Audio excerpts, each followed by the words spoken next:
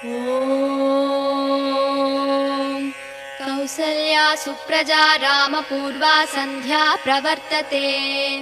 उत्तिष्ठ नरशार्दूला कर्तव्यं दैवमान्निकम्। कौसल्या सुप्रजा रामपूर्वा सन्ध्या प्रवर्तते। उत्तिष्ठ नरशार्दूला कर्तव्यं दैवमान्निकम्। उत्तिष्ठोत्तिष्ठ गोविन्द उत्तिष्ठ गरुडध्वज। उत्तिष्ठ कमलाकान्त त्रैलोक्यं मङ्गलं कुरु। उत्तिष्ठोत्तिष्ठ गोविन्द उत्तिष्ठ गरुडध्वज। उत्तिष्ठ कमलाकान्त त्रैलोक्यं मङ्गलं कुरु। मातः समस्त जगतां मधुकैटभारे। वक्षो विहारिणि मनोहर दिव्यमूर्ते। श्रीस्वामिनि श्रित जनप्रिय धानशीले। श्रीवेङ्कटाचलपते तव सुप्रभातम्। तव सुप्रभातमरविन्दलोचने। भवतु प्रसन्नमुखचन्द्रमण्डले। विधिशङ्करेन्द्रवनिताभिरर्चिते। वृषशैलनाददयिते दयानिते। अत्र्यातिसप्तऋषयः समुपस्य सन्ध्याम्। आकाशसिन्धुकमलानि मनोहराणि। आदाय पादयुगमर्चयतुं प्रपन्नाः। शेषाद्रिशेखर विभो तव सुप्रभातम्। पञ्चाननाब्ज भव षण्मुखवासवाद्याः। त्रैविक्रमादिसरितं विभुतास्तुवन्ति। भाषापति पठति वासरशुद्धिमारात्। शेषाद्रिशेखर विभो तव सुप्रभातम्। ईषत् प्रफुल्ल सरसीरुहनारिकेळपूगतृमारि सुमनोहर पालिकानाम्। आवादिमन्दमनिलः सह दिव्यगन्धैः।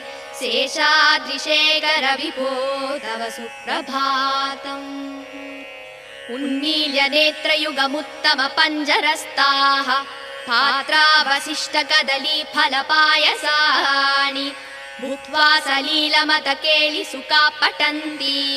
शेषाद्रिशेखर विभो तव सुप्रभातम्। तन्त्री प्रकर्ष मधुरस्वनया विपञ्च्या। गायत्यनन्त सरितं तव नारतोऽपि। भाषा समक्रम सकृत्कर साररम्यम्। शेषाद्रिशेखर विभो तव सुप्रभातम्। भृङ्गावली समकरन्तरसानुवित्त जङ्गारगीत निरदै सह सेवनाय। निर्याद्युपान्त सरसी कमलोदरेभ्यः। शेषाद्रिशेखर विभो तव सुप्रभातम्। योषा गणेन वरदध्नि विमध्यमाने। गोशालयेषु दधिमन्दगतीव्रघोषाः। रोषा कलिम्बिततते ककुपस्स कुम्भाः। शेषाद्रिशेखर विभो तव सुप्रभातम्।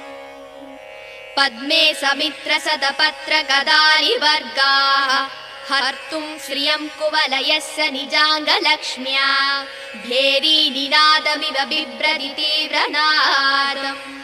शेषाद्रिशेखर विभो तव सुप्रभातम्। श्रीमन्नभीष्टवरदाखिल लोकबन्धो। श्री श्रीनिवास जगदेकदयैक सिन्धो। श्रीदेवतागृह भुजाङ्कर दिव्यमूर्ते। श्रीवेङ्कटाचलपते तव सुप्रभातम्। श्रीस्वामि पुष्करिणिकाप्लव निर्मलाङ्गा। श्रेयोधिनो हर विरिञ्चि सनन्दनाध्याः। द्वारे वसन्ति वरवेत्र हतोत्तमाङ्गाः। श्रीवेङ्कटाचलपते तव सुप्रभातम्। श्रीशेषशैलगरुडाचल वेङ्कटाद्रिनारायणाद्रिविषवाद्रिविषाद्रिमुख्याम्। आख्यां त्वदीय वसते रनि संवदन्ति। श्रीवेङ्कटाचलपते तव सुप्रभातम्। सेवा परा शिव सुरेश कृशानुधर्म रक्षोऽम्बुनाथ भवमान धनाधिनाथाः। भक्ताञ्जलि प्रविलसन् निज शीर्षदेशाः। श्रीवेङ्कटाचलपते तव सुप्रभातम् दाटी सुदेविह गराज मृगाधिराज नागाधिराज गजराज हयाधिराजाः स्वस्वाधिकारमहिमादिकमर्दयन्ते श्रीवेङ्कटाचलपते तव सुप्रभातम् सूर्येन्दुभौमबुधवाक्पदिकाव्यसौरी स्वर्भानुकेरुद्विषत्परिषत्प्रदानाः द्वद्वासदासचरमावदिदासदासाः श्रीवेङ्कटाचलपते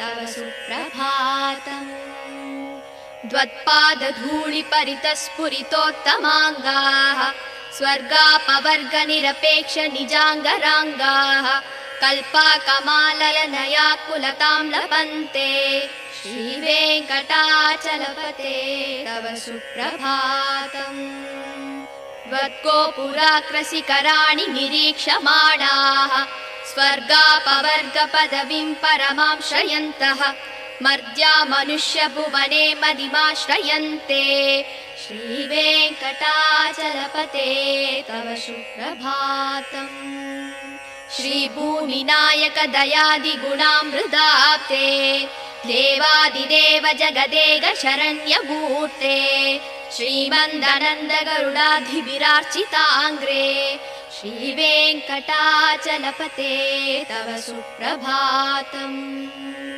श्रीपद्मनाभ पुरुषोत्तम वासुदेव वैकुण्ठमाधव जनार्दन चक्रपाणि श्रीवत्स सिंह शरणागत पारिजात श्रीवेङ्कटाचलपते तव सुप्रभातम् कन्दर्पदर्पहर सुन्दर दिव्यमूर्ते कान्ताकुचाम्बुरुह गुड्मललोल दृष्टे कल्याण निर्मल गुणाकर दिव्यकीर्ते श्रीवेङ्कटाचलपते तव सुप्रभातम् मीनाकृते कमलकोल नृसिंहवर्णिन् स्वामिन् परस्पत तपोधन रामचन्द्र शेषांस राम यदुनन्दन कल्किरूप श्रीवेङ्कटाचलपते तव सुप्रभातम् एलालवङ्गघनसार सुकन्ति तीर्थम्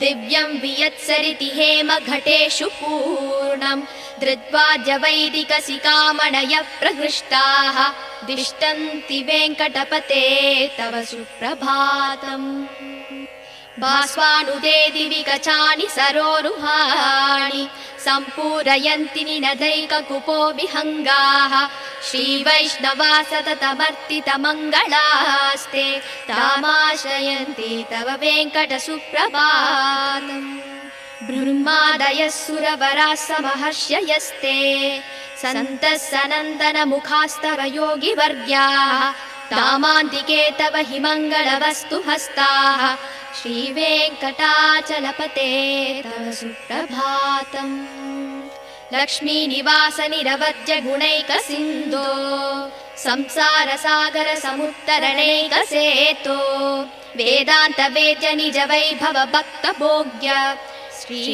श्रीवेङ्कटाचलपते तव सुप्रभातम् इत्थं वृषाचलपतेरिह सुप्रभातम् ये मानवा प्रतिदिनं पठितुं प्रवृत्ताः तेषां प्रभात समये स्मृतिरङ्गभाजा प्रज्ञां प्ररार्थ सुलभां परमां प्रसूते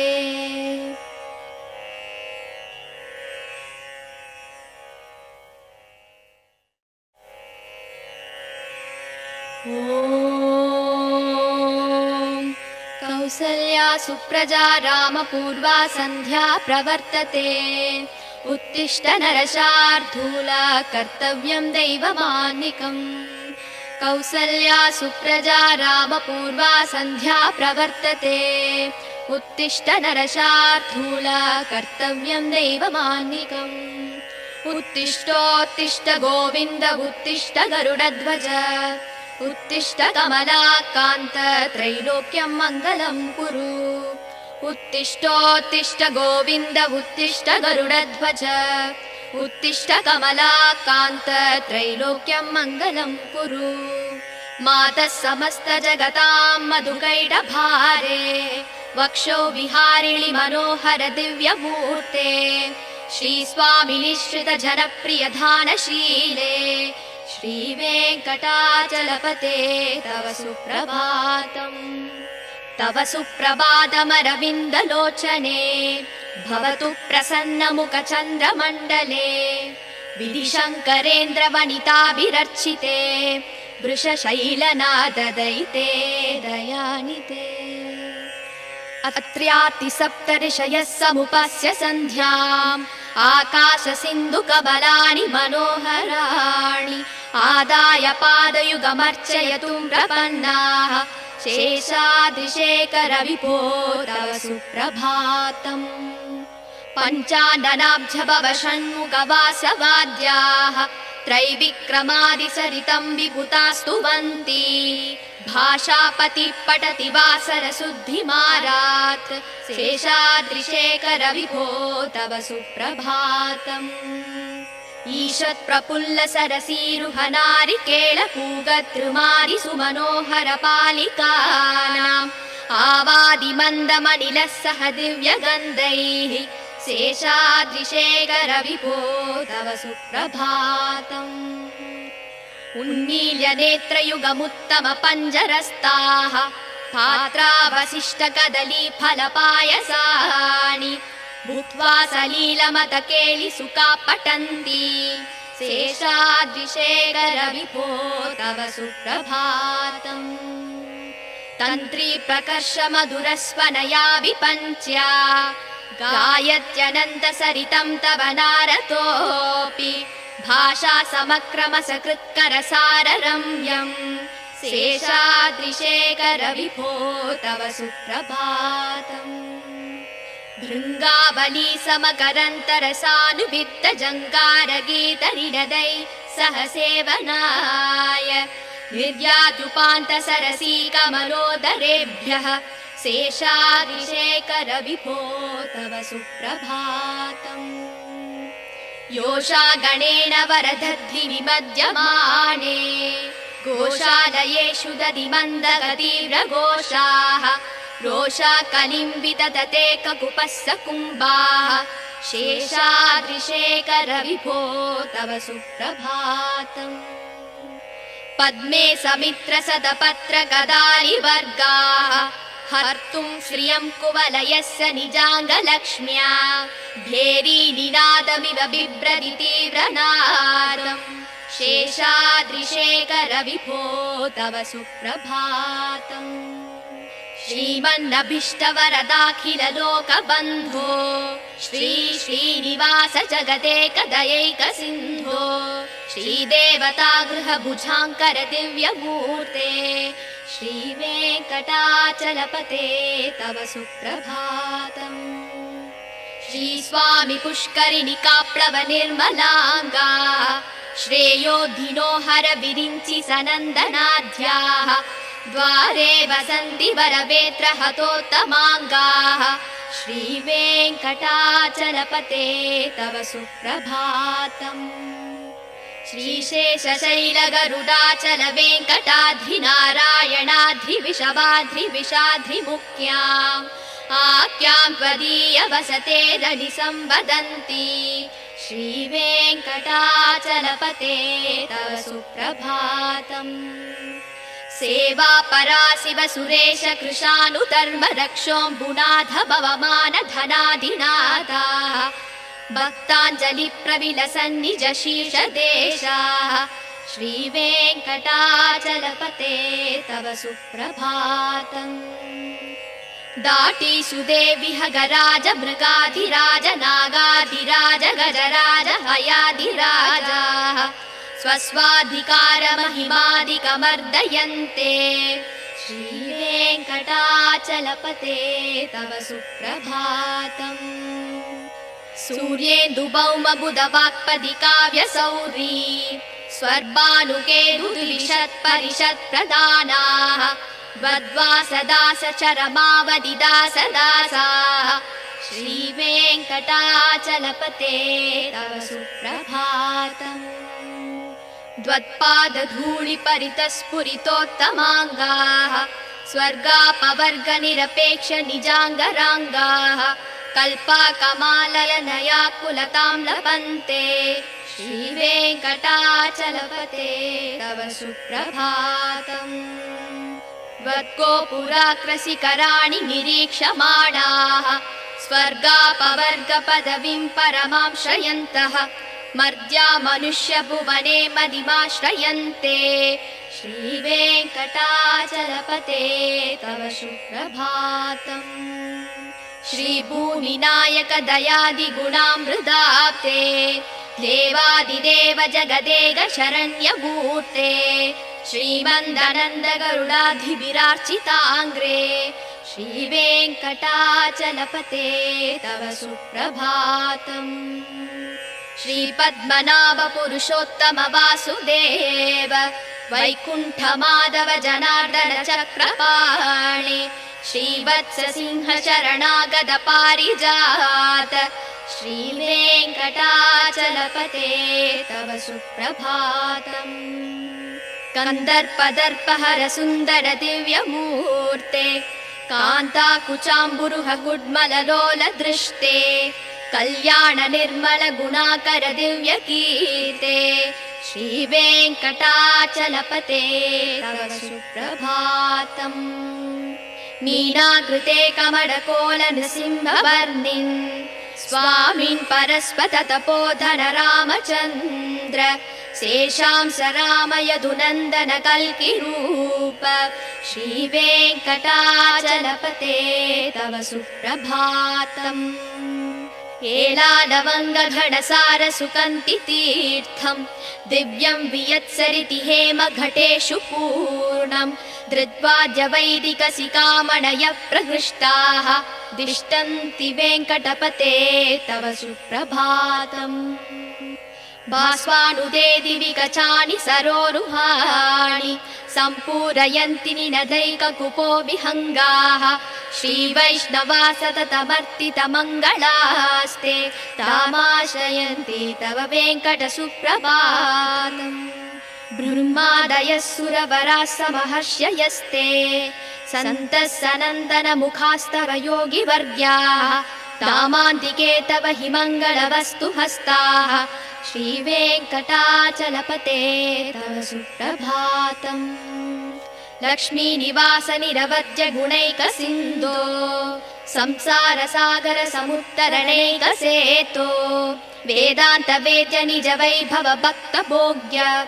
श्रीवेङ्कटाचलपते तव सुप्रभातम्।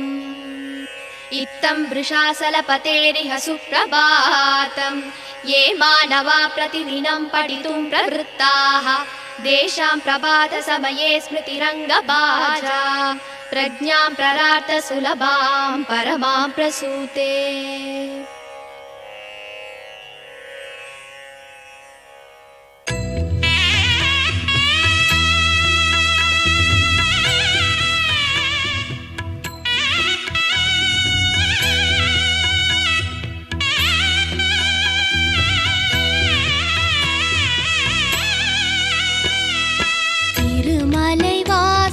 श्री श्रीनिवासा तिरुमगळ पोற்றும் अழகிयने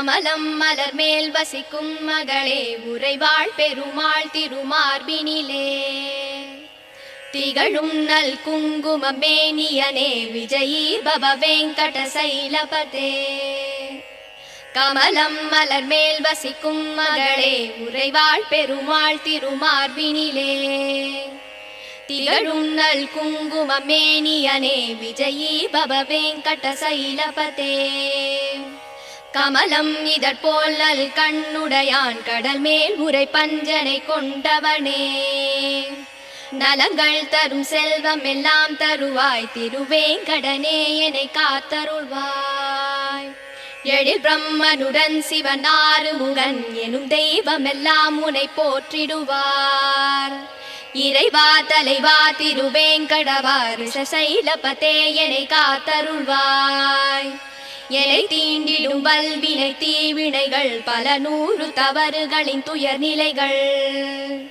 யாவும் தீந்திட உனை நாடுகிறேன் தயவை தந்தென்னை காத்தருள்வாய் உயர் வேங்கட மாமலை மீதினிலே வரம் யாவும் தருகின்ற வள்ளலும் நீ மறைகள் போற்றும் பரம்பொருள் மறவேன் உனையின்றி தெய்வம் இல்லை குழலின் ஒளியால் பல நூறு கோடி அழகிய கோபியர் கண்டவன் நீ பல நூறு கோடி மதனின் அழகை வசுதேவன் மகன் உனை அறிவேனே ரகுகுல திலகா தசரதன் மகனே விலையேந்திய வீரனின் ரகுநாயகன் ராமா என்னும் பெயரால் என்னை காத்தருள் செய்யும் கருணை கடலே பூதேவியின் மகளாம் சீதையினை பூங்கரந்தனை பிடித்த நாயகனே தென் இலங்கை நரக்கனை மாய்த்தவனே உன் மலர் எனும் திருவடி சரணமையா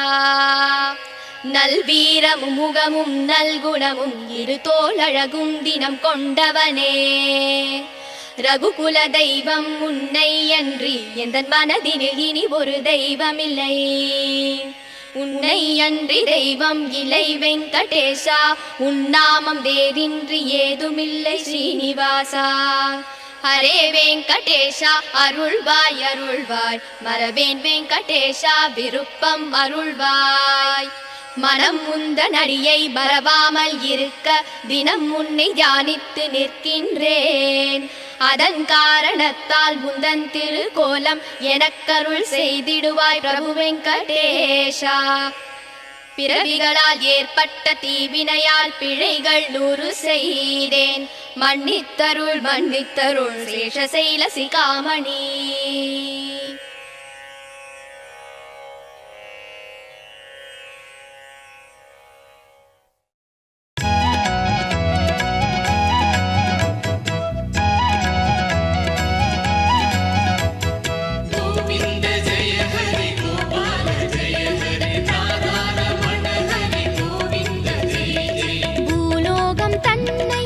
வைகுண்டமாக்கி ஸ்ரீதேவி உடனே அருள்கின்ற தேவா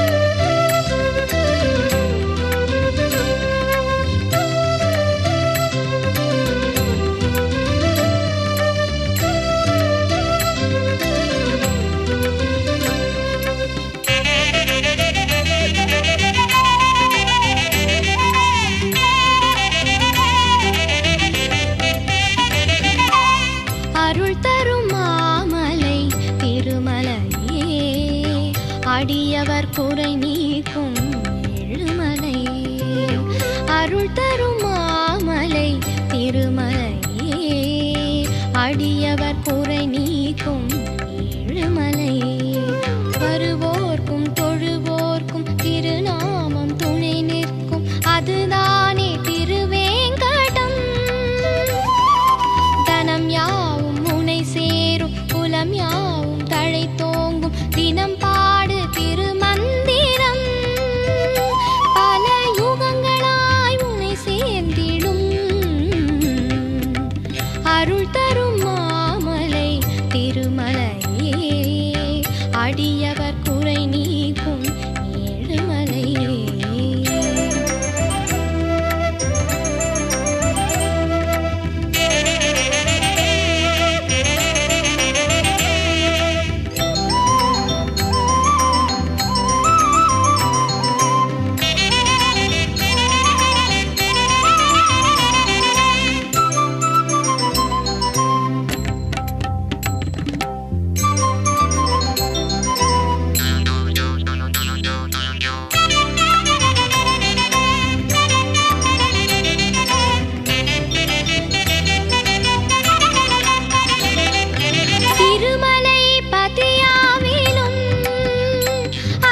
திருமகளும் உடன் வாழ்கிறார். ஒரு முறை படியேறினால் உந்தன் பிறவிகளின் குறை நீங்கலாம். மெய் விளக்கேற்றி சனிதோறும் நீ வேண்டினார், அந்த ஹரிநாமம் தினந்தோறும் நீ பாடினார், உந்தன் மன எங்கும் ஸ்ரீதேவி தான் வாழுவார். உந்தன் மன எங்கும் ஸ்ரீதேவி தான் வாழுவார். ஒரு குறைவில்லாமுதூட்டுவார், ஒரு குறைவில்லாமுதூட்டுவார். அருள் தரும் மாமலை திருமலையே, அடியவர் குறை நீக்கும் ஏழுமலை.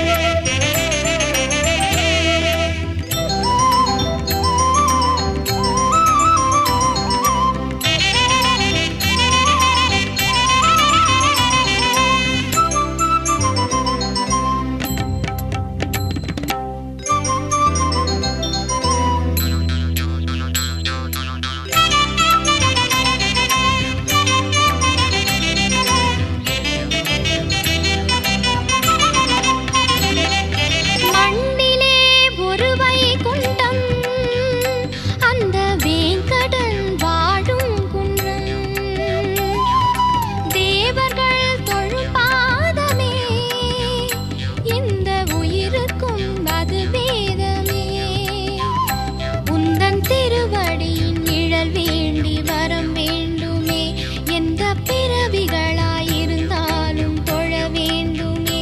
உந்தன் மலையேழு நான் காண அருள்வாயையா, உந்தன் மலையேழு நான் காண அருள்வாயையா. ஒரு முறையேனும் வருவாயையா, ஒரு முறையேனும் வருவாயையா.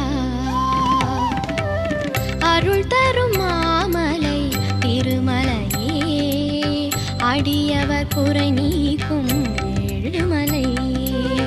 அருள் தரும் மாமலை திருமலையே, அடியவர் குறை நீக்கும் ஏழுமலை. வருவோர்க்கும் தொழுவோர்க்கும் திருநாமம் துணை நிற்கும், அதுதானே திருவேங்கடம். தனம் யாவும் புனை சேரும், குலம் யாவும் தழை தோங்கும், தினம் பாடு திருமந்திரம். பல யுகங்களாய் உனை சேர்ந்திடும், அருள் தரும் மாமலை திருமலையே, அடியவர் குறை நீக்கும் ஏழுமலை.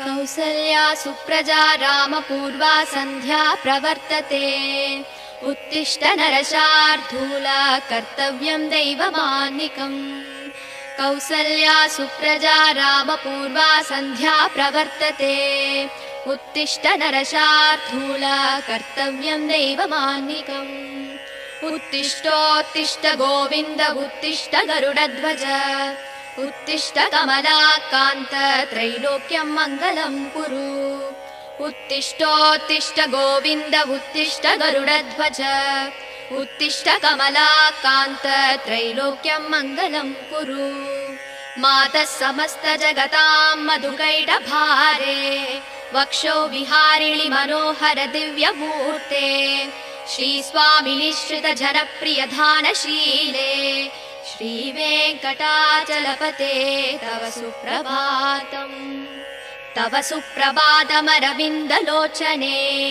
भवतु प्रसन्नमुखचन्द्रमण्डले विधिशङ्करेन्द्रवनिताभिरर्चिते वृषशैलनाददयिते दयानिते अत्र्यातिसप्तऋषयः समुपस्य सन्ध्याम् आकाशसिन्धुकबलानि मनोहराणि आदाय पादयुगमर्चयतुं प्रपन्नाः शेषाद्रिशेखरविभो तव सुप्रभातम् पञ्चाननाब्जभव षण्मुखवासवाद्याः त्रैविक्रमादिसरितं विभुतास्तुवन्ति भाषापति पठति वासरशुद्धिमारात् शेषाद्रिशेखरविभो तव सुप्रभातम् ईषत्प्रफुल्ल सरसीरुहनारिकेळपूगद्रुमादि सुमनोहर पालिकानाम् आवादिमन्दमनिलः सह दिव्यगन्धैः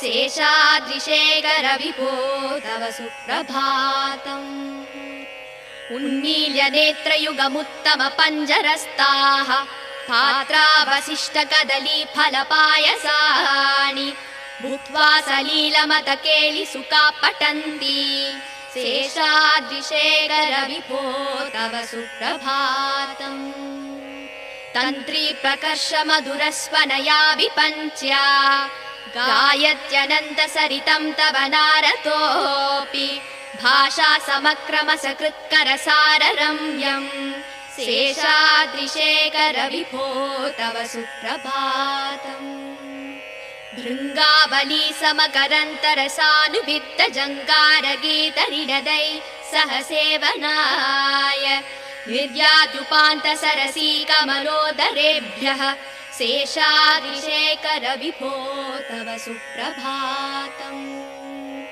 योषा गणेन वरदध्नि विमध्यमाने गोशालयेषु दधिमन्दगतीव्रघोषाः रोषा कलिम्बितदते ककुपस्स कुम्भाः शेषाद्रिशेखरविभो तव सुप्रभातम् पद्मे समित्र सदपत्र गदालिवर्गाः हर्तुं श्रियं कुवलयस्य निजाङ्गलक्ष्म्या भेरी निनादमिव बिभ्रति तीव्रनादम् शेषाद्रिशेखरविभो तव सुप्रभातम् श्रीमन्नभीष्टवरदाखिललोकबन्धो श्री श्रीनिवास जगदेकदयैकसिन्धो श्रीदेवतागृहभुजाङ्कर दिव्यमूर्ते श्रीवेङ्कटाचलपते तव सुप्रभातम् श्रीस्वामि पुष्करिणिकाप्लवनिर्मलाङ्गा श्रेयोधिनो हर विरिञ्चि सनन्दनाद्याः द्वारे वसन्ति वरवेत्र हतोत्तमाङ्गाः श्रीवेङ्कटाचलपते तव सुप्रभातम् श्रीशेषशैलगरुडाचल वेङ्कटाद्रिनारायणाद्रिविषवाद्रिविषाद्रिमुख्याम् आख्यां त्वदीय वसते रनि संवदन्ति श्रीवेङ्कटाचलपते तव सुप्रभातम् सेवा परा शिव सुरेश कृशानुधर्म रक्षोऽम्बुनाथ भवमान धनाधिनाथाः भक्ताञ्जलि प्रविलसन्निज शीर्षदेशाः श्रीवेङ्कटाचलपते तव सुप्रभातम् दाटीसुदेविह गराज मृगाधिराज नागाधिराज गजराज हयाधिराजाः स्वस्वाधिकारमहिमादिकमर्दयन्ते श्रीवेङ्कटाचलपते तव सुप्रभातम् सूर्येन्दुभौमबुधवाक्पदिकाव्यसौरी स्वर्भानुकेतुद्विषत्परिषत्प्रदानाः द्वद्वासदासचरमावदिदासदासाः श्रीवेङ्कटाचलपते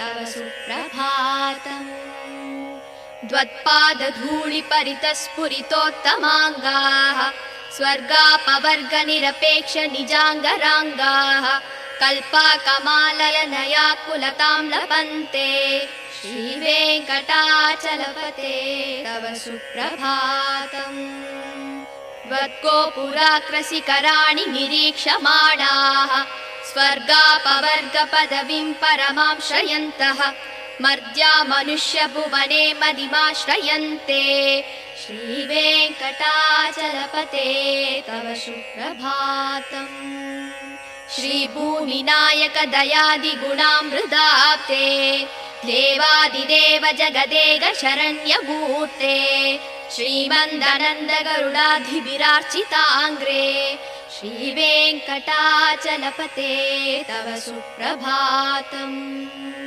श्रीपद्मनाभ पुरुषोत्तम वासुदेव वैकुण्ठमाधव जनार्दन चक्रपाणि श्रीवत्स सिंह शरणागत पारिजात श्रीवेङ्कटाचलपते तव सुप्रभातम् कन्दर्पदर्पहर सुन्दर दिव्यमूर्ते कान्ताकुचाम्बुरुह गुड्मललोल दृष्टे कल्याण निर्मल गुणाकर दिव्यकीर्ते श्रीवेङ्कटाचलपते तव सुप्रभातम् मीनाकृते कमलकोल नृसिंहवर्णिन् स्वामिन् परस्पत तपोधन रामचन्द्र शेषांस राम यदुनन्दन कल्किरूप श्रीवेङ्कटाचलपते तव सुप्रभातम् एलालवङ्गघनसार सुकन्ति तीर्थम्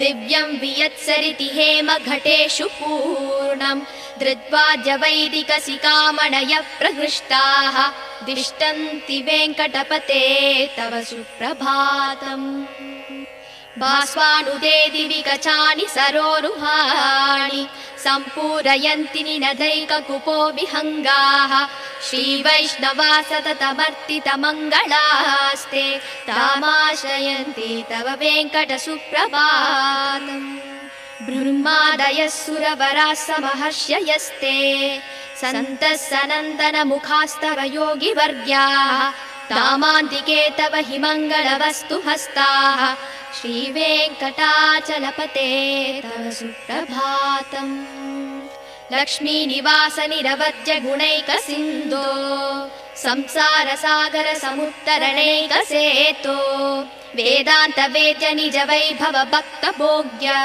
श्रीवेङ्कटाचलपते तव सुप्रभातम् इत्थं वृषासलपतेरिह सुप्रभातम् ये मानवा प्रतिदिनं पठितुं प्रवृत्ताः तेषां प्रभातसमये स्मृतिरङ्गभाजा प्रज्ञां प्ररार्थ सुलभां परमां प्रसूते।